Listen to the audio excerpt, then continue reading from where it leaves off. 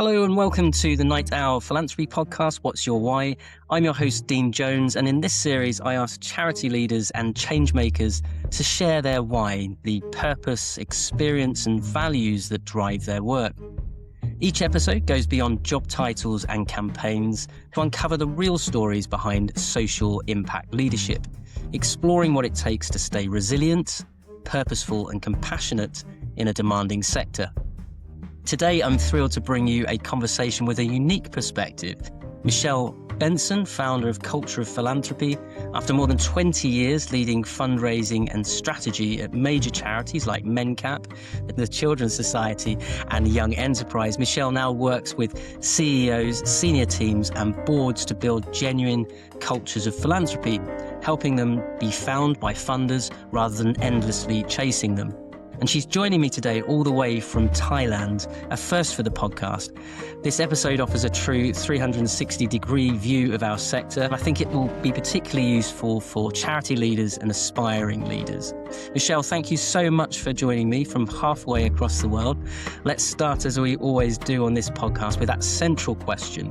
What's your why? When someone asks you why fundraising and why now leading work on philanthropy culture, how do you answer in your own words? Well, thank you, Dean, and thank you for inviting me on the podcast. It's really lovely to be here from Thailand, as you say. Yeah. So, as you said, I worked in fundraising for years. In fact, so 20 odd years of being a fundraiser, and that was both a fundraiser and a director of fundraising. And then in 2012, I hopped over the fence and became a funder. So I was a director of a trust fund. And what was really startling was I'd had 18 years or 20 odd years of conversations with donors as a fundraiser. And now I was having conversations with funders as a funder. And they were very different conversations, and surprisingly so. And so what I really got to see was that when you went over to the funding side of the fence, people were proactively looking for who they wanted to invest in. And on the fundraising side of the fence, we were constantly chasing. And so I really could see that gap that, people were chasing, and people were chasing people who did not want to be chased and trying to start a relationship by annoying people. Because it's annoying when you're getting cold calls or, it's a no unsolicited donations, and then suddenly you get an email from a trustee that wants to introduce you to a fundraiser, or can I get advice and coffee and all that nonsense that, people see through. And so I really could see that gap. And I thought, and so then I was a funder for, a good 6 years. And in that time, I was a trust fund, but I was funding with other trust funds, corporates and major donors. And we were doing joint funding, and we were proactively going out and finding the charities we wanted to invest in.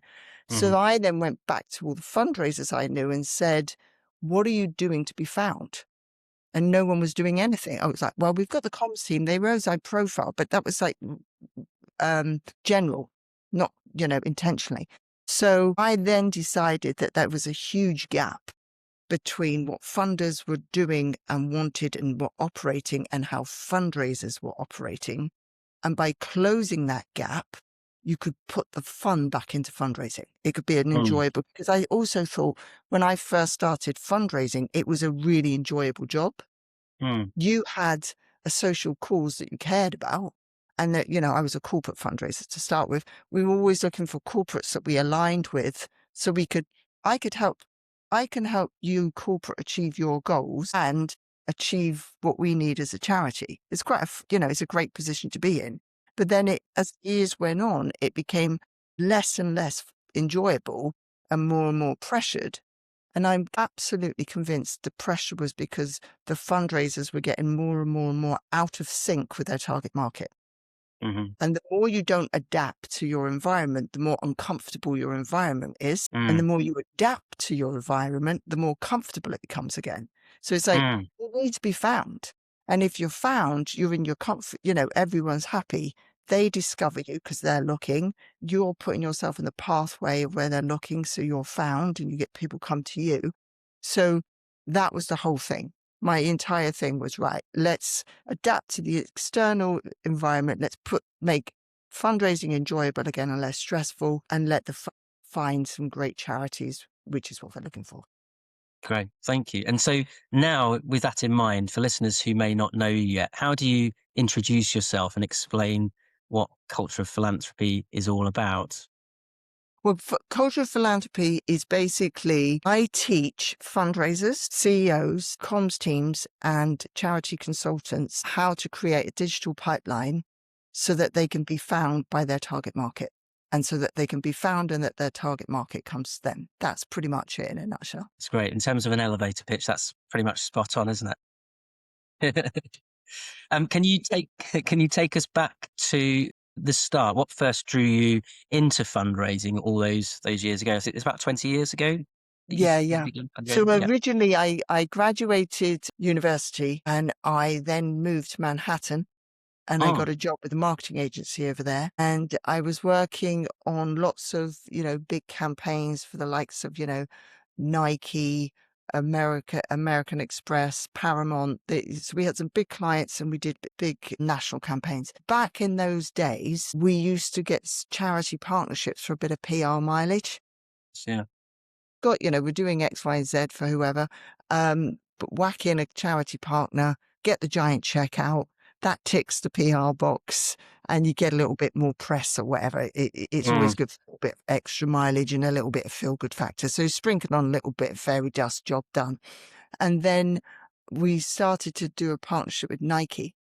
Hmm. And Nike actually said, that's not good enough. What we'd like to do is we have incredibly strong brand power, and Hmm. we would like to use our brand power to do some social good.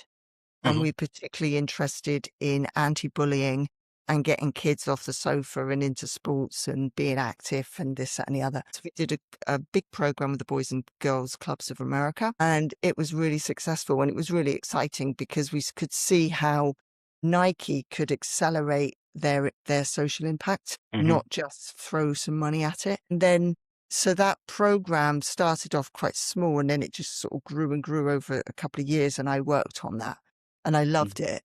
And then when I came back to England, I was really keen to work on social programs like that, but they just didn't exist.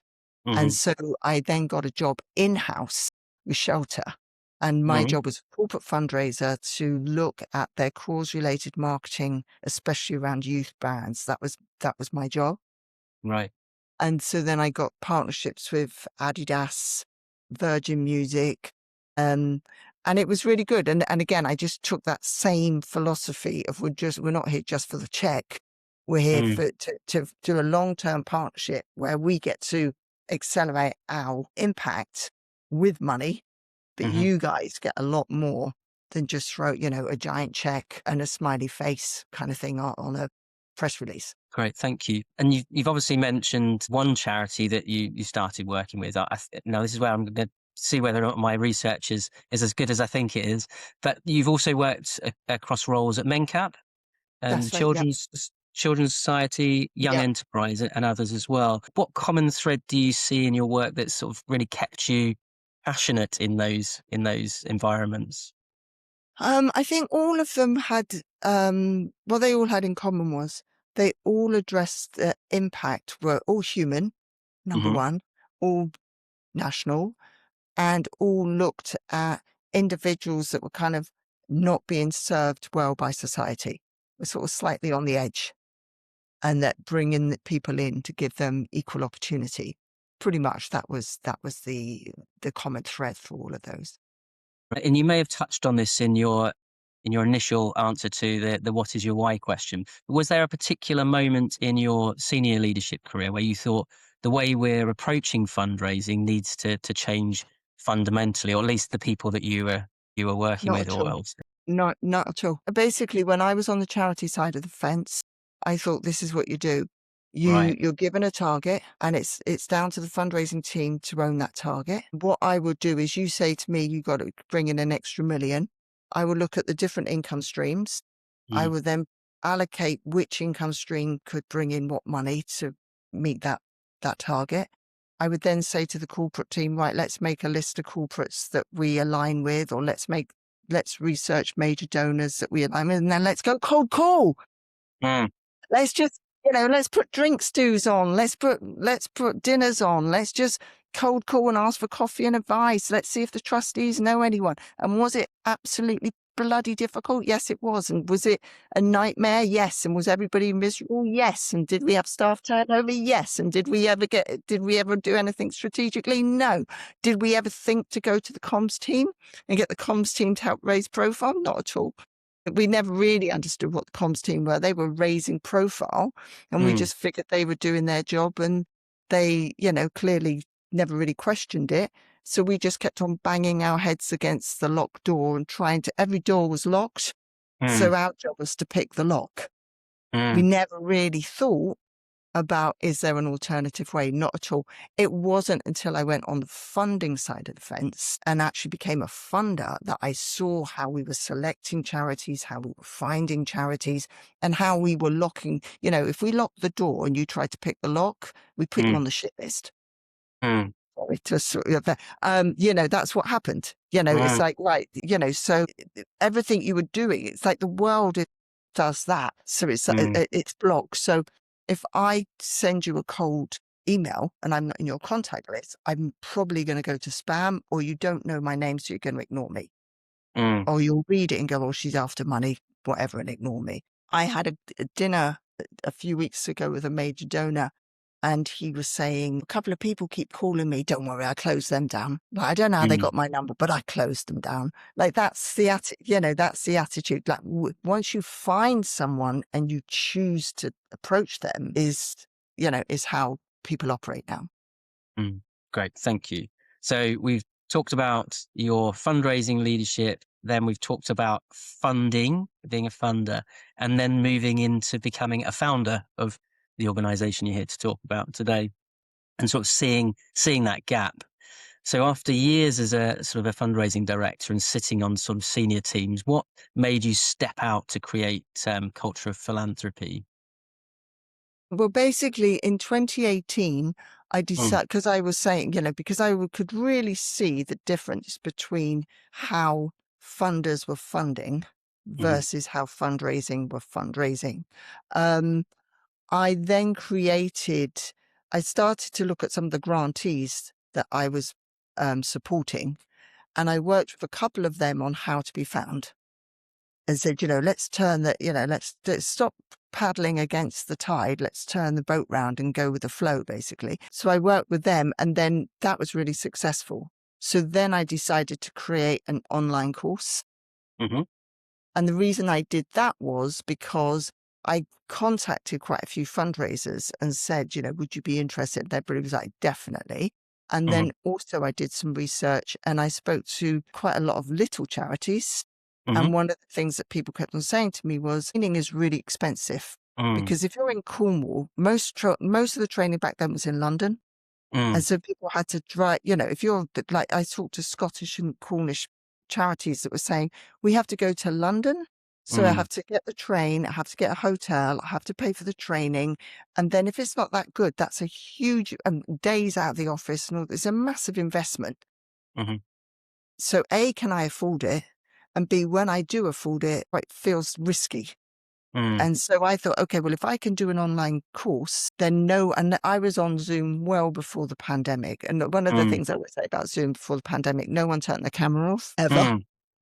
It was glorious. So ultimately I created an online course. And so it was a full strategy on how to set yourself up to be found by your target market. So that might be a funder, it might be a journalist, it might be partners, it could, it could be anyone. And that's where it started. Thank you. And when you were having providing that online training, was it as much questions to that audience, finding out how they're currently behaving, what they're currently doing? And if that was the case, what sort of trends were you picking up on that you perhaps were familiar to you from your own experience? Yeah. Or things that just seemed to be, that's why it's not working, sort of thing? Yeah. So ultimately, in fact, the training is still the same today. Is that the core training I take people through is still the same today as it was at the beginning. It's iterated over time, but it's pretty much the core is. So the first thing I say to people is, like, what's your goal? Mm, And often I hear tactics. I would say a goal is something like, I need £1 million from 7 partners. That's a goal. Not, I mhm, want to, things like, I want to raise awareness. I want to use LinkedIn more strategically. I want to get a better network. All of those are tactics you mm. use to achieve the goal. Achieve the goal. So normally, so that always starts off with what's your goal, and then it's me going, no, not good enough, not good enough, not, a smart goal, and then so we really refine that. Then I then go on to, okay, if that's your goal, who's your target market? Mm, And then I take people through an exercise, which is not all donors are good. There are two mhm, types of donors which are brilliant, and two types of donors that are an absolute pain in the neck, and you don't want anything to do with them. So I clarify the different types of donors, so I can, by the end of that exercise, somebody can really say, this is the donor for me. This is who I want to mhm, go after. mhm. Because we're in the business now of going on LinkedIn and getting the attention of a lot of people and pulling them to you. So you don't want to pull the wrong people in, basically. Yeah. So so it's, what's your goal? Who's your who? And then why should they say yes to you? And then I help people write a case of support that would enable a donor to say yes to you, but it's also LinkedIn friendly Mm, so that the algorithm loves you too. So it's like human and algorithm friendly. And then from there, I then help people completely rewrite their profile so mhm, that when they get attention, it's, if you're going to drive people to your profile, you want it to say all the things you want it to say. Then I mm, help people create good content so that it engages an audience and gets their attention. And then at the end of that, we then do what we call the back end system, which is being ready for that when people do phone you and say, I'd love a conversation, or can we have a meeting? You're hot to trot, basically. So that's the course. So the course is very much a kind of hands up. By the end of the course, if people do the course and just completely follow the instructions, I mhm, would say about 50% of people before they end the course will get funders, find them and come to them. mhm. So it's the reason it's so powerful is nothing to do with me. It's LinkedIn. LinkedIn's gathered this massive audience. All I'm doing is showing you how to use Mm, the tool well, basically. amazing. And just in terms of your own sort of credibility, Michelle, could you tell our audience how many LinkedIn followers you have at the moment? Because I think that's quite a significant number, Right. Yeah, I've got about 54,000 at the moment. 54,000. Yeah. Yeah, And yeah. I found you through some of the, okay, it's not marketing, I suppose, but it's not really. It's kind of your lessons learned, presented in visual format, and consistently when they appear on my LinkedIn feed, they go, "Yeah, that's exactly how I feel about it. Why don't yeah." And then obviously other people are feeling exactly the same way. Whatever you've recognized, whatever patterns or trends, and then sort of sharing those again with your audience, it resonates very strongly with an audience, I think, and that's why you and I are speaking today. I Yeah. think, as a result of you've got this ability to communicate, which is it's a real art and a skill, I think. It's sort of knowing your audience. So when you decided to move from that sort of charity leadership funding into becoming a founder, how did sort of other colleagues and peers react when you announced what you were leaving the senior charity Yeah. roles and to build your own thing? Well, actually, to be honest, I never really made a big announcement because it kind of happened it kind of sort of gradually happened. So there was no real launch or announcement or anything like that. I started to work with grantees over, cause like extra, that was on top of my job because I was curious about it. And then I started to talk to ex-colleagues and people, just like, what are you doing? And why are you being found or not? So then I started to put the course together. And then I got a few people to take the course. I was like, there were my sounding board, as it were. So it was all so graduate. There was no big announcement and by the time it happened, pretty much everybody knew because they'd been dripped all the way through. But I don't suppose it was a big surprise. Because I was always very vocal as a Mm, funder. I kept Mm. on saying, so with other funders, for example, I'll be like, do you share this with fundraisers? Do you tell them that, why don't you tell them? Why don't you give them a break? Mm. But, so it wasn't really a big surprise. And you sort of alluded to the fact that you were already using Zoom before most people switched to Zoom and Teams and all those other Yeah. platforms.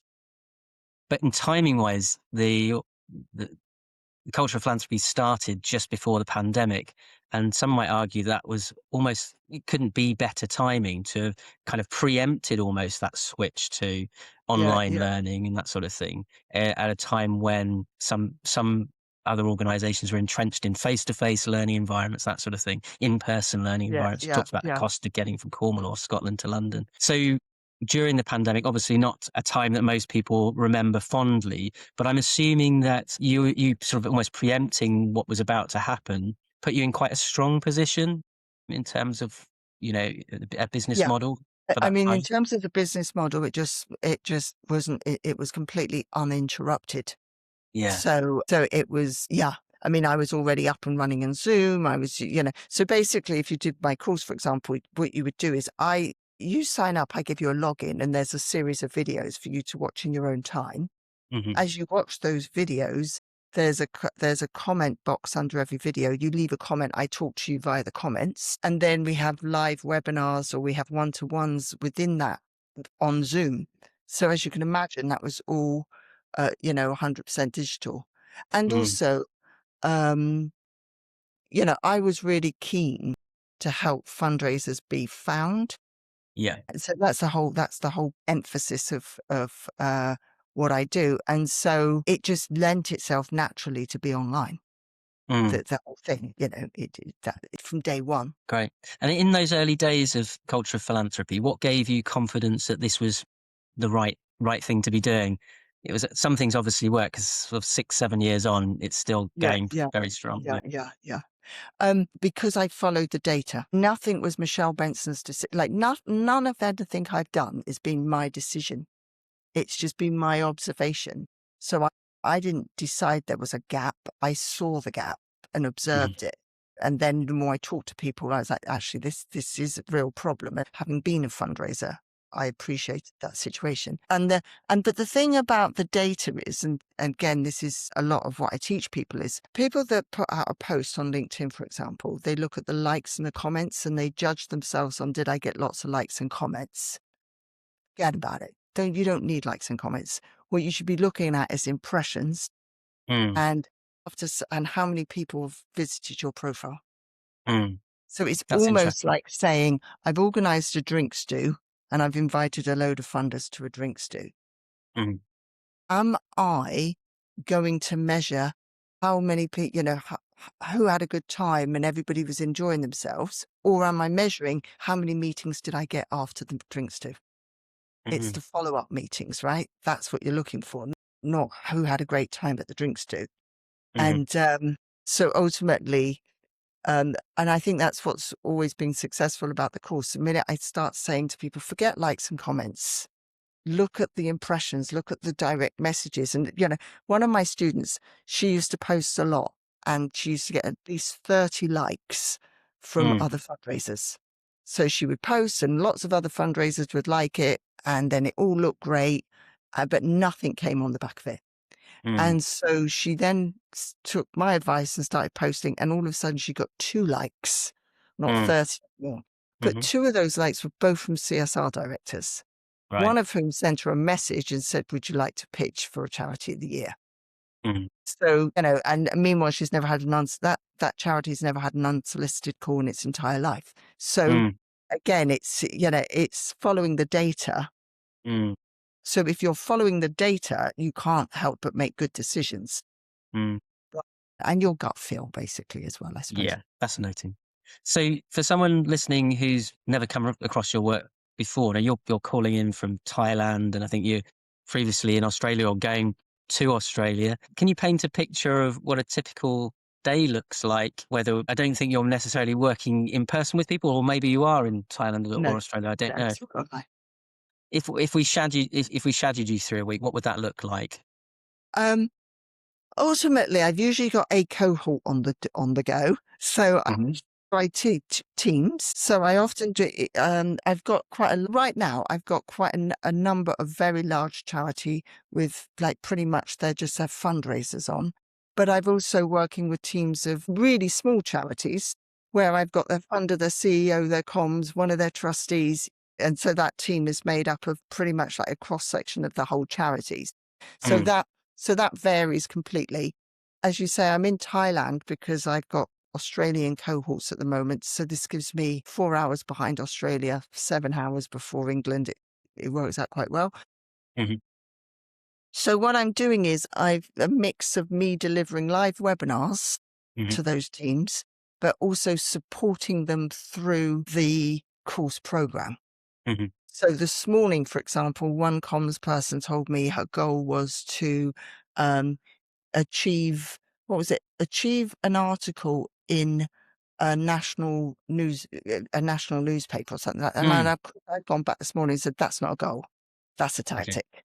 Right. What do you want? So if you did get a national, article in the newspaper, what would come off the back of it? Mm. And if nothing's coming off the back of it, don't bother. Mhm. We're into the delivery business here. We're Mm. into, making things happen. So Mm.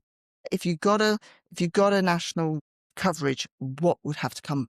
What would Mm. that drive? Mm. So I'm either helping people really establish those goals, Mm. then I'm also going through who's your who and Mhm. refine that, or it's most of the time, I suppose I'm helping people write their case of support and Okay. make that. It's a case of support that is, if it's LinkedIn friendly, Mm. then it's Facebook friendly, TikTok friendly, Yeah. website friendly. It's everything friendly. So I always call Mm. it link. We just concentrate on LinkedIn. So I call it LinkedIn friendly. But actually, most people then use everything they use on this course. They'll stick on their website and stuff. Mm. So usually supporting people either via the comments section on a one-to-one or Mhm. jump on a webinar and doing group brainstorms. But it's pretty much going through that strategy. Mm. And then also this morning, actually, another thing that happened is one of my CEOs called this morning to say that she's got her third funder has now found her. Right. And she's tiny. She's pretty much a one-man band. So we joke because she's the CEO, but we call her the chief everything officer because Okay. she literally Yeah. is the chief everything officer. Yeah. So she's Yeah. quite happy to have, digital pipeline. I think every CEO should have their job title changed to the chief everything officer. Maybe that's not the case in every case.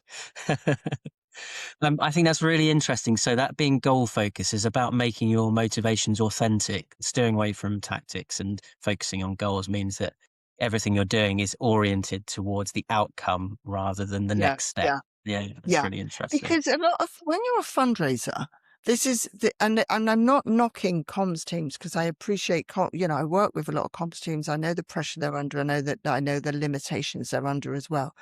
But you can't have a comms team that says we're in the business of raising awareness, Mm. just constantly putting out posts and they put out a post and say to the staff, like the post, and all the staff like it and all the trustees. That's not raising awareness. That's an intranet, basically. But you can't have a comms team that says we're in the business of raising awareness. And then the fundraising team, every single call they make is cold Mm. and no one's ever heard of you. There's a gap Mm. there, right? Mm. You can't have that gap. And so we close that gap, basically. Mhm. Yeah. You obviously talk about helping charities be found by funders, and you've talked about some of the things that you do to achieve that. What's one sort of practical shift you've seen make the biggest difference for organizations? But being found when it actually Mm. works. Mm. So if you are a fundraiser who is constantly trying to get hold, because I think the big thing is if you speak to the vast majority of fundraisers or CEOs or even consultants, and most of them, if I put them in front of a funder, they're Mm. fine. They know what to say. They know how to talk about their charity. They know how to answer questions. They know how to Mm. take things to the next step. They know all of that, right? What they Mhm. can't do is get in front of them people. Mm. That's the problem. It's like, I put me in front of a funder, I'm absolutely fine. I just can't get in front of the bloody one. And I Mm. certainly can't get in front of them in enough numbers. Mm, And so the big shift is I help you get in front of funders that you can't get in front of other, because you can't cold call your way into mm, those people. So if you put they're proactively looking, or their staff are looking. So you're just putting yourself in their pathway to be found so that they come to you. Now you have now you have a pipeline of people coming to you who are already they only come when they're interested as well. They don't come just for the sake of it.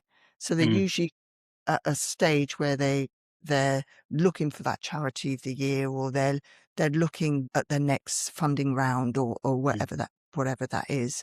mm, But that shift of having people come to you rather mm, than you constantly going to them mm. is that's the big one. You mentioned about other social media platforms, and if you can get your messaging right on LinkedIn, then it will tend to work across a number of other channels. And I always think back to the situation with BlackBerry and Apple phones, and think of social media platforms in similar terms. And you see new platforms emerging and taking over. You know, they're the platforms to be on at any one time. TikTok is the place to be, whatever might be that kind of trend at the time. Do you see within your own work LinkedIn evolving to a point where it could either become a platform that becomes less useful because of the way it's evolved, or do you think that it's the place to be, or are there other platforms that we should have our eyes on just in case that BlackBerry Apple thing might happen Yeah, in the yeah, future? yeah, yeah. Mm. I think ultimately this is where your intentional goal really comes. This is why I say, what's your goal? Who's your who? And Mm. why do they say yes? So what I always say to my students is, when you're on the course, we go through all the platforms, not just Yeah. LinkedIn. And what I do is I show you all the mission statements of the different platforms. So Okay. if you look at LinkedIn's mission statement, Mm. LinkedIn's mission statement is to connect the world's professionals so they're more productive and successful. Mm-hmm. Now, another way of looking at that is the algorithm's job description. Mm. So the algorithm wants to connect the world's professionals, which is why a digital pipeline is so beautiful. Because I just said to you, if you cold call, you get no caller ID, switch to Mm. voicemail. If you cold email, you're not in the contacts, you go to spam. Mm. Social media platforms actually want to connect you. Mm. So it's to connect the world's professionals. So Mm. that means when it says the world's professionals, another way of saying that is people at work, Mm-hmm. to make them more productive and successful. So you go, right, which donors are at work? CSR, HR, marketing, wealth advisors, family offices, trust grant managers, foundation directors, Mm. legacy solicitors. These people are all at work, which Mm. means LinkedIn is great for you. Mm. Now, if you said, I want to raise money from young students, well, they're not really on LinkedIn. No. They're not the world's professionals yet, but but young students are really great at Instagram. Mm. And Instagram is all about storytelling. Mhm. So it's visual storytelling, Mm. basically. Who's got the best stories? I think charities are pretty good when it comes to stories, right? We've got Mm. really great Mm. stories. So Mm. that's why if you were after young people, I'd say go to Instagram, make sure it's really visual storytelling. That's what you want to Mm. be. Mhm. Or you want to go to TikTok. TikTok's mission statement is to be joyful and creative. Mm. So don't go on TikTok and not be joyful and creative, because the algorithm, it's programmed to be joyful and creative. So if Mm. you look at the mission statements, which you can Mm. Google Google TikTok's mission statement, it takes you all of 3 seconds. Google will bring it up Mm. in under 10 seconds you've arrived. It will tell you the audience, and it will tell you what you need to do to get on it. Facebook is all about community. It's building community. And so Mhm. again, building community, connecting communities. Again, it's connecting. It's always connecting. So if I'm a community fundraiser, or I'm doing marathon places or challenge events, or, Ironman or anything like that, bam, Facebook is my natural home. Mhm. And if you said, well, I've got people doing that who are bankers, when they're on LinkedIn, they've got their work head on, they're Mhm. at work. When they're on Facebook, they're on the sofa in their pajamas kind of thing. That's when you can have a conversation about doing Iron Man or whatever. So it's, you've got the same people on different platforms, but they're in a different mentality. So Mm-hmm. when do you want to tune into them? When do you want that conversation? And so you probably want your community people when they're not at work. You don't call them at work, you call them after work, right? That's a, and or if I was organizing a work team of marathon places, Mm. and I've got my company is match funding and my comms team are doing all the PR around it. That's LinkedIn. That's when I'm at work. So you just, look at the platform mission statements. That is the mindset of the individual. And it's also the algorithm, what the algorithm loves and what it's going to favor and what it's going to spread for you. And all that makes so much sense when you explain it in the way you have. So thank you very much for that. No worries. When you thought of the name culture of philanthropy and you use that phrase, what would you say a healthy culture actually looks and sounds and feels like in practice for charitable organizations, I suppose? I think it would be, if you have a culture of philanthropy, you have recognized that every single charity is made up of two halves. Mm-hmm. One half is the impact you make, and the other half is the resources you need in order to make that impact. Mm-hmm. And so you go and you have different audiences in order to achieve those two goals, right? So you cannot have impact without income, and you cannot have income without impact. They absolutely feed each other. And so, as you know, you often get charities where the job of income generation is for the fundraisers to do in isolation, Mm-hmm. which is ridiculous because Mm. it's like, so ultimately it's where you go, we are running an organization that has two very distinct halves. And Mm-hmm. if we keep the finances healthy and the impact effective, they feed each other and we will have a very high functioning, great organization. If we have an organization where we go, well, we're really good at impact, but we're the best kept secret in the sector. We can't raise money for, if our life depended on it. You're Mm. letting your beneficiaries down Mm. because you're not serving people. And if you've got something great to offer people and you can't offer it because you haven't got money for it, then you're not serving your beneficiaries. Mm. So I just see it as there are two distinct halves, but they absolutely feed each other. And I think it's often seen as the board and the leadership and everybody else leans towards the income impact side, and the income is just left to one person or one department, Mm. which is, it's not that, basically. And obviously, having lived it yourself, which you have, what are the biggest pressures that you see CEOs and fundraising directors under right now? Because it is a very competitive environment. From my own experience, and you will have seen that change over a period of time in your own experience. What would you Yeah. say are the biggest pressures at I the think the moment? biggest pressure are unrealistic targets in unrealistic timeframes. So we need the money, so therefore we're okay to just put that on the target, Mm-hmm. not what we're capable of raising, what we want. And then the minute you get a disconnect like that, it's going to be someone's job to live that hellish life of being responsible for filling that gap, but not necessarily resource to do so. And so, like fundraising, like anything else in life, you reap what you sow. Mm-hmm. And if you don't sow the right seeds, you're not, you know. So that I always love that expression. You either learn to sow in the spring or you have to learn to beg it in the autumn. Like that. And it's like, and that I see is the turnover of fundraisers. Because Mm. I see the fundraising job as Mm. two different jobs. Mm-hmm. So you see a job ad for a fundraiser and they look identical, but they never are. One Mm. of them is, we need a fundraiser to come in and rescue us from our financial woes. We're Mm. looking for a superhero. We'd Mm. like you to come in and land and miraculously erase all the things that we haven't done. So we Mm. haven't really measured our impact. We don't really know how much things cost. We don't really have a track record. We don't have a network. We haven't done any of those things. But you're the superhero that's going to land, just rescue everyone. So that's job number one. You know why I'm laughing and smiling, because all of that, it does resonate, doesn't it? You must Yeah, get that exactly. response from so many people. Yeah. Job number two is we're looking for somebody to come in and really help us build up a sustainable income base. Mm-hmm. And so we're looking for someone to come in and go, right, what are our best income streams? Why would those income streams suit us?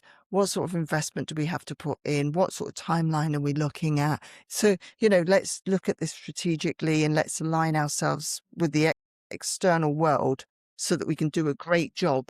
And then the more we bring the money in, the more we feed the impact, the more impact we make, the more impact then comes back and helps us raise more money. So, that is your kind of builder. Mm, So it's either the job descriptions all read the same. It's just when you get in there, you think, oh, bloody hell, I'm either a hero or a builder. mm, If you're a builder, you've got a great job. You're going to love your job and it's going to be absolutely wicked. If you're a hero, you're going to have huge amounts of stress, mm, probably a very unpleasant time, and you're not going to sleep for the next six months mm, because you're going to be up all night worrying about it. mm. And so, yeah, that's the two. And then one has a revolving door, of course, and one Yeah, doesn't.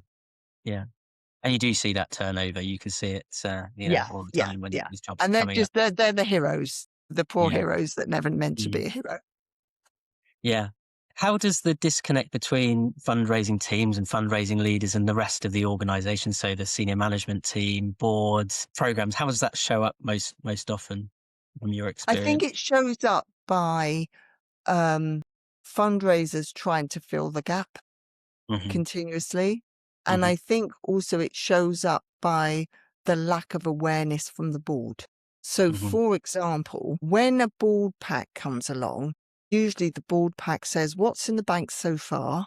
What's the target and what's the variance? Hmm. It rarely talks about retention. It Mm, will rarely say what's our retention, which is the true health of your fundraising, right? And so definitely. ultimately, the board always just assume fundraisers spend their life fundraising and they've got Mm, everything they need. mhm, And meanwhile, most fundraisers are being sucked into internal meetings, have got the reply all emails that they're trying to get through every day, are chasing, trying to get a project visit, are trying to get the impact stats, are trying to get. I worked as a fundraising director for 8 months without a budget. mm, They inflated the target massively. I didn't have a budget. The mm, board were never really aware the fact that we didn't know what anything costs. And as a mm, fundraising director, I didn't really want to put the finance team under the bus in board meetings, so we all mm, covered up for it. mhm, The impact measurement was not really there. mm, And actually, some of the impact was questionable. That was never discussed at board meetings either, mm, because you don't mm, want to put your colleagues under the bus. So I think the board are usually quite disconnected from what's really going on. mhm, And what's really going on is people don't have the information they need, are mm, spending a lot. They just assume you're out there all day long fundraising, mm, but you're not, because you're mm. trying to, equip yourself to fundraise a lot of the time. Yeah, absolutely. Mm. What do you hear most commonly from sort of senior leaders about their fears or frustrations around philanthropy and funding alongside By the things far you. and away, Head and Shoulders can't get in front of funders, cannot get. So more and more funders are closing, and they don't have a strategy. So they've only got a strategy to chase. Mhm, So if 50% of your audience have a close application process, and all you do is chase, that's 50% of the audience you've got no strategy for. And mm, so um, and hence why I do what I do, because it's like I can't get once I'm in front of a funder, we're great. I just can't get in front of them, and I mhm, certainly can't get in front of enough. So mhm, this kind of all I've got in my toolbox is cold calling. mhm, Cold calling doesn't work. The mhm, world is set up against you. And meanwhile, your comms team are raising awareness by getting all the staff to like stuff. mm, So the comms team are raising awareness, but everybody you reach out to is stone cold. mm. And so those are but that's all. The good news is it's all it's all you Yeah. can turn that round. You the tools and everything are there for you to turn that round. Great, thank you. You've been really vocal, I think, particularly on the sort of posts that I've spotted about time management. So, what stops even sort of experienced leaders from protecting their time effectively? And there are obviously wise things to do with your time and also unwise things to be doing with your time. Yeah. I think it's like a strategy. I think if you've got a really clear strategy, you're very protective of it and you just do it. If you don't have a really, really clear strategy of like that. So for me, when I do X, Y happens. If I Hmm. don't get X done, Y doesn't happen. So I have to get X done. So I don't allow myself to get sucked into too many meetings or too much email. I mean, I close off my day. So I have Monday's crucial day for me. So I have a list of crucial things that have to be done every week. And then Monday morning is completely sealed off. So here we are. And obviously, I know it's morning for you, it's afternoon for me. But Monday mornings, nothing touches Monday mornings. Everything gets Hmm. done. Hmm. Where if you don't have a really, really clear strategy that you're following, then you can get sucked into all different things. And I know people are trying to, I know people are under resourced and they're trying to do Hmm. 10 jobs and all that. But again, that says lack of strategy. Hmm. It's a strategy. The first thing you would do is say, what are we focusing on and why? And Hmm. strategy is about making choices. Hmm. And also, I think strategy, most people think is setting goals. Hmm. I would see a strategy as solving a problem. So we're not setting a goal so much as solving a problem. So it's like, the problem is I need to raise 50% more income over the next year in order for us to stand still, for example. That's the problem you now need to solve. That's the strategy you now need to sort out. And so if you don't have a clear strategy, now you're going to get pulled into all sorts of directions and say yes to way too much. So you say no a lot more when you're following a strategy than when you're not. Great advice. You emphasize sort of getting the foundations right before targets. So what do those foundations actually look like? And this follows on from your point about strategy. What sort of good foundations should fundraising leaders have in place? So again, it's really said, right, what is the absolute clear goal? But a solid goal, not tactics. Then who is your absolute best audience to reach that goal? And why should they say yes to you? And when I say why should they say yes to you, that's another way of saying, do you really understand your audience? The more you understand your audience, the easier it is to fundraise. The less you understand your audience, the harder it is to fundraise, because fundraising is always meeting the need of its audience, right? And then, I would say givers get. The Mm, more you give, the more you get. So another cultural philanthropy thing is, to get philanthropy in, you have to be philanthropic yourself.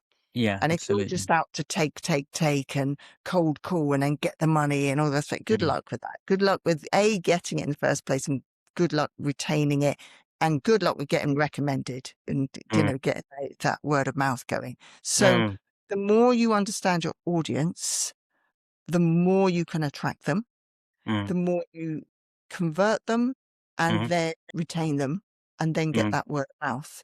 And those are so that sort of fundraising fundamentally, if we strip it right back, mhm, is get the attention of the audience you want, mhm, convert that attention, mm, deliver impact and meet the goals of that attention, and then use that attention to get more attention of a lookalike audience. That's pretty much mm, it.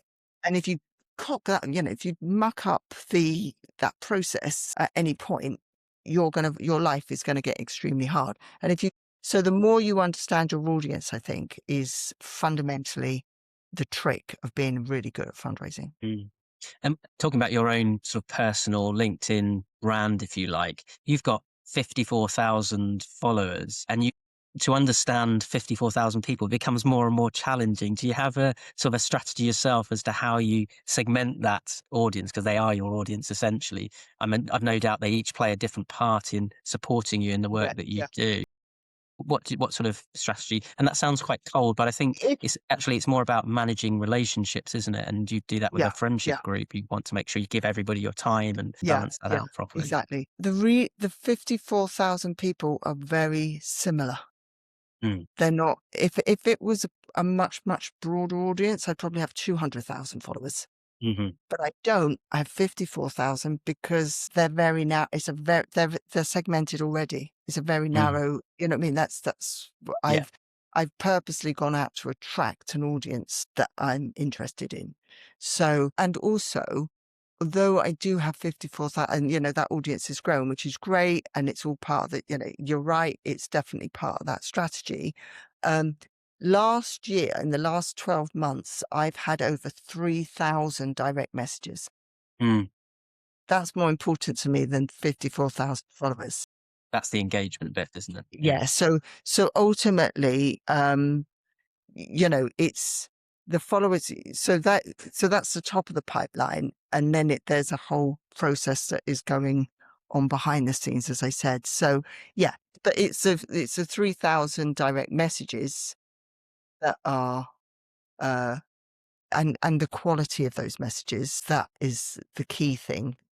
That's what those followers drive, as it were. Are you finding yourself making use of tools like AI to help manage those relationships more and more, or would you prefer to sort of steer away from those sorts of They're things? extremely similar. It's not, so the messages come in, and then, and also I have a whole mailing list as well. So it's actually more than the mailing list is much, much bigger Mhm. than the messages. But I know most of my students want the messages more than build up a mailing list. That's generally how it works. The messages are very similar, and I'm very strict on, I don't start doing lots of random things. And so again, because I have a strategy, I'm focused because I'm following a really clear strategy. It makes my life really, really simple. I do Mm. X, Y happens, then Y happens, I do that, and then that Mm. happens. And it's like, so it's a lovely, lovely, easy process that becomes really enjoyable, Mm. because it's lovely when you do something and you go, oh, that, and then that happened. Oh, right. And then do that and that. It's enjoyable, and Definitely. it's effective. And Yeah. also I'm a one-man band.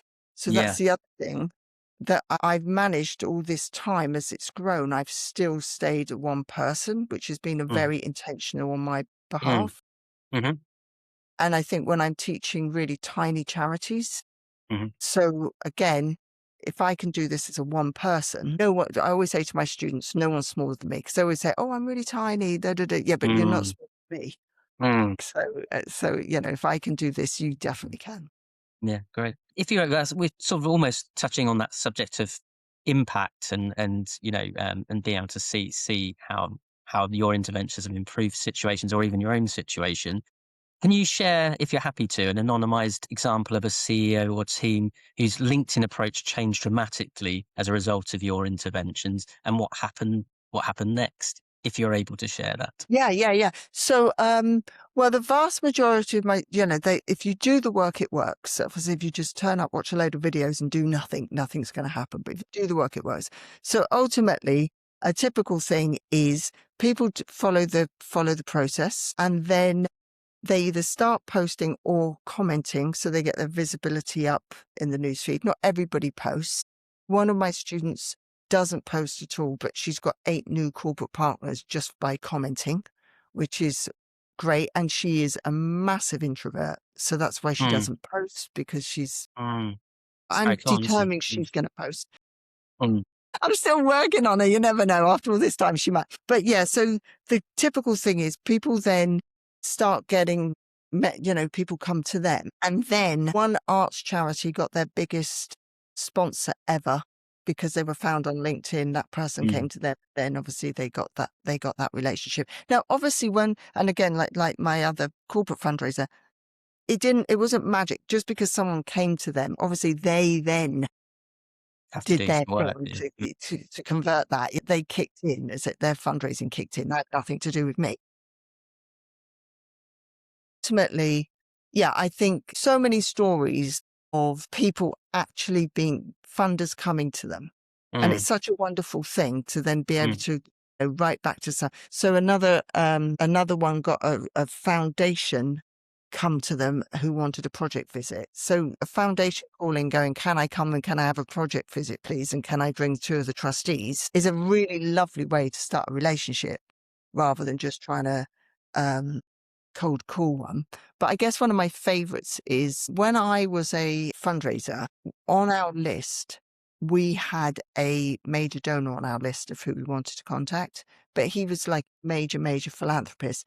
And so it was decided that the CEO would front that relationship. So only the CEO was allowed to Mm. email or talk to this chap or have the meeting and, this, that, and the other.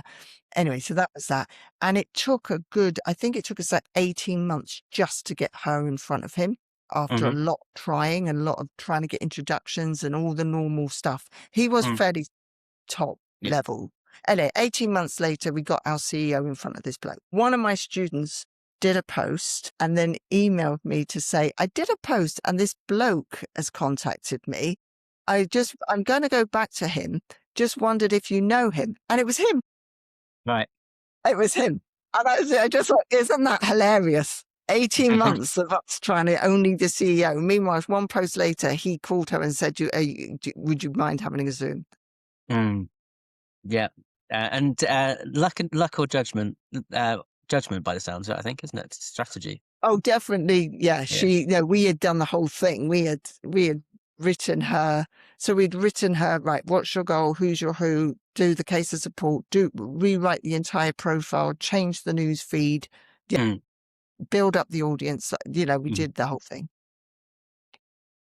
You talked about working with CEOs. So how do you handle situations where you get a sense that there's a gap between what the CEO wants from fundraising and what's sort of realistic from the fundraiser's perspective? And that will come through the conversations you have in your online workshops, I imagine.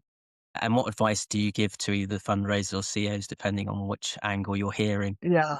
Well, if the CEO is on the only time I would talk to a CEO is if they're on the course. Right. And Okay. so if they're on the course, they get the same treatment as everyone else. Yeah. They get like, if you're going to do that, yeah, do that if you want, but it's not going to work. Yeah, no. So ultimately, I always say to people, I'm absolutely in your corner and I'm your coach. And coaches don't wrap things up. I'm quite straight with people, but we're all there to get results. So I'm very fortunate. I don't think a CEO would be on my course Mm. if they weren't ready to go, listen, I've got a CEO, I'm on LinkedIn. It's not really working for me at all. Mhm. I could do better. What should I be doing? So most people come in with that open-mindedness. And then in terms of the fundraisers that are on the course, Mhm. all that business about let's get the trustees to open up their address book. Come Mm. on. Are we still Mm. saying that? I Mm. mean, first of all, when they got recruited, nobody said to that trustee, we're here for your address gap. Yeah. Th- They're That's coming for that crazy. reason. I want to move, if it's okay with you, Michelle, I want to move on to an area which I've called the sector landscape. So it's around funders, culture, and future. I think future is possibly one we've touched on less, but we've certainly touched on funders and culture. So how has the relationship between charities and high value funders, so corporates, trusts, philanthropists, changed in your 20 plus years? You talked about being found and how those sorts of organizations are looking rather than waiting to be chased and asked. Has that gradually evolved over a period of time? Has that always been the case? What sort of trends are you Um, seeing? no, I think what's changed is, well, first of all, technology. Mhm. So they're using the internet, right? So Mhm. when I first started fundraising, there was no internet. So there was certainly No. no, Yeah. yeah, Mm. So Mm. that's why everybody Mm. loved us to call. We could call them. I could Yeah. cold call Mm. because nobody had the internet to go out and proactively look, or proactively looking was hard work. So having Mm. charities come to you was quite helpful. So I think a couple of things. I think they're merging a lot more. I think Mhm. corporates, God bless them, used to be into the fluffy. Give me the Mm. giant check, make me look good. Don't worry about it. Whatever. Mm. One of the CSR teams I work with said Mm. when she first started working in CSR, Mhm. uh, they adopted a girls' charity. And Mm. so the charity of the year was a girls' charity. They were doing Mm. press all about girls' charity. It was all about the Mm. girls, the girls, and the girls. Meanwhile, Mm. they didn't have a single woman on the board, and they had a Mm. bloody great pay gap in the finance Mm. department. But they were all about girls. Mm. Well, Mm. can't really do that anymore, right? Mm. But you No. could do that back then. So the Mm. fluff doesn't cut anymore. And Mm. so I think corporates are very much looking at what's coming over the horizon Mhm. and how we um, prepare our organizations so that we're future proof and what are our values and all that good stuff. Mm. So that has been quite a big change Mhm. for CSR and ESG, and they're much more on the strategic table than they used to be. Mhm. The CSR guy said to me, what used to happen was you would come up with something for CSR, and then Mm. when it got serious, the kids were sent to bed and the grown-ups came in. So you would be doing something, and then all of a sudden you get sent to bed, and HR or procurement would Mm. come in, whatever. So, but it's much more strategic now. Trust funds have always Mm. been about impact and always about what causes get less sympathy with the general public. We'll Mm. step to that. So trust Mm. funds have always been like that. And I think corporates are Okay. getting closer to that. Okay. And then philanthropy, I think, is also coming towards the trust fund area too, Mm. where it's, how can I be more strategic with my philanthropy, trust-based philanthropy and all that. So I think it's almost like those three, trust, corporates and major donors, are almost merging into one income stream. Mm. They're very, very similar. They used to be Mm. very different. I think they're very Mm. similar. And I think Mm. they are getting more and more closed Yeah. because you can't, you open up an application form and you've got 5 million to give away. You get 900 million pounds worth of applications. Yeah. That is a huge waste of time for the charities that you Mm. can't fund. That you don't feel good about that when No. you can only fund 4% of what's coming through the door. It doesn't make you feel great, and No. you also have to staff it. Yeah. So it's completely not necessary if you proactively go out and look. So I think that's just more and more people are getting closed. Mm. Still on the same theme, looking at sort of fundraising culture across our sector, what worries you most about the the trends that you're seeing? I I did think that, but it could be going like that. yeah. Obviously, the departure of fundraisers, Mm. I think it used to be a really fun job, and I think it's getting more and more and more stressful. That's worrying. And what gives you most hope? Technology, I know everybody. I'm not necessarily AI. I think it will give us a huge boost if used correctly. Not to Mhm. take, use it as an assistant, use it as a Mhm. research partner. Someone listening who wants to build a career in philanthropy leadership, where would you say they should As in terms of being a fundraiser, you mean? Yeah, I think Well, so, yeah. ultimately, I think you start with the cause that you really care about, Mhm. because you're going to live and breathe that, and that's going to be your product, as it Mhm. were. So I think you definitely got to be passionate about the Mm. causes that you are representing. That's Mm. number one. Mm. And then number two, make sure that the charity that you hitch your wagon to is Mhm. actually got great impact, because there are a lot of charity, just because you're a charity doesn't make you fantastic. Mm. And, there's a lot of charities out there that are in the business of keeping their staff employed Mhm. more than being impactful for their beneficiaries. And it Mm. becomes, that's the problem when your model really stagnates. And now it's all about, the classic one for me is we are a charity and we've chased the money. Mhm. So we've chased the big checks, and in order to get the big check, we reinvented ourselves. Mm. And then we chased another big check and we reinvented ourselves, and then another big Mm. check and we reinvented it. So we've kind of lost ourselves in this process. And now we've got these massive, great projects that we have. The funder is long gone because it was a Mm. 3-year partnership or 5-year partnership or whatever. But we're left with this big, expensive project. I call these like the cuckoo in the nest. And now we've got quite a few of them, or even just Mm. one of them. And now we're in the business of just keeping the project alive. Mm. And it was never a great project because it came from the funder. It didn't come from the individual, like the people you serve. And that's when charities really start going into that. We've got a lot of staff, we've got a lot of expenses, we've got to cover these. Our impact's not that great. Mhm. And that is that's the terrible cycle that Mhm. you don't want to be in. Whereas if you're really new to fundraising, I would absolutely, if you can, do a project visit Mhm. before you actually agree to a job. If it's possible, you should do Mm. that. Definitely believe in the cause, and really never just read the website, always read the annual report. Read 3 Mm. annual reports, Mm. because that's going to tell you what's really going on in that charity. And if you see like a big deficit that's just going on and on and on and on, it's probably not the greatest charity to start with. But also, if you just see, if there's a sense of, oh, fundraising's really hard, it's really hard, it's really tough out there, that's because you've reinvented yourself so often. You're now stagnating and you're in the business of keeping your staff employed. That's what you want to avoid. Mm. That's that hero bit. You want to be a builder, not a hero. Yeah. I'm sure there's so much of that advice that's going to resonate with people. It certainly resonated with me. Thinking about what you do from a global perspective and your personal why, which we obviously touched on right at the very beginning, you're obviously speaking to me from Thailand today. You're moving between Australia and Thailand, or at least in terms of the virtual work that you're doing that for good reason. How has seeing sort of different cultures and contexts shaped your thinking about philanthropy? Is what you're talking about and seeing in the UK the same as what you're seeing in Australia, or are there Yeah. differences? I honestly think it's pretty much the same recurring Mhm, theme over and over and over. And that mhm. is, we haven't sowed very well, but we want to reap.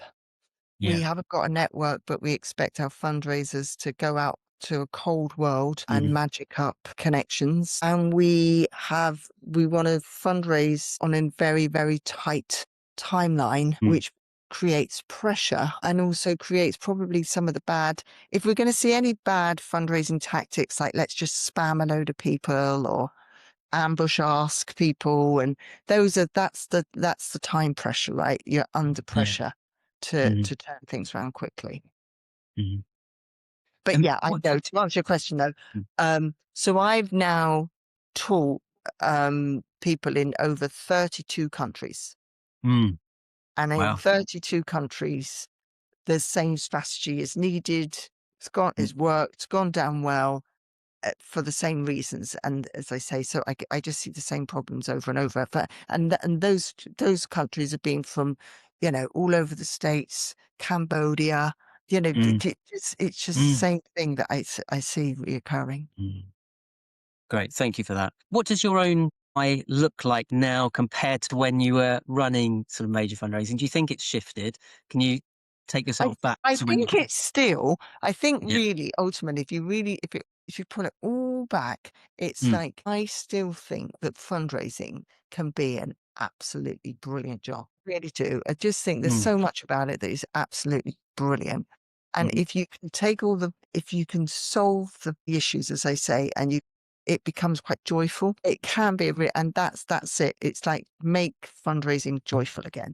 Michelle, thank you so much for such a rich and practical and honest conversation and for joining me from Thailand. You've given charity leaders, fundraisers, and boards, I think, a genuine roadmap for building cultures where philanthropy can thrive, not through pressure and chasing, but through solid foundations, clear strategy, and a mutual understanding, I think. You've also shared rare insight into what it feels like to move from leading major fundraising departments to shaping change at the highest level, and how global perspectives continue to influence your thinking, which is really, really great messaging from Thailand. This really is, I think, the 360-degree sector view that we've been building towards over the last 6 months. So to everyone listening, whether you're a CEO, a fundraising director, a board member, or an aspiring leader, I hope this episode has given you fresh ways to think about your own organization's culture and foundations. And if you found this conversation useful, please like, follow, share, and subscribe to the Night Owl Philanthropy podcast, What's Your Why, on your usual platform, and share it with someone who needs to hear it. So until next time, please do take care. And Michelle, once again, thank you so much for your time. I really appreciate it. Thank you.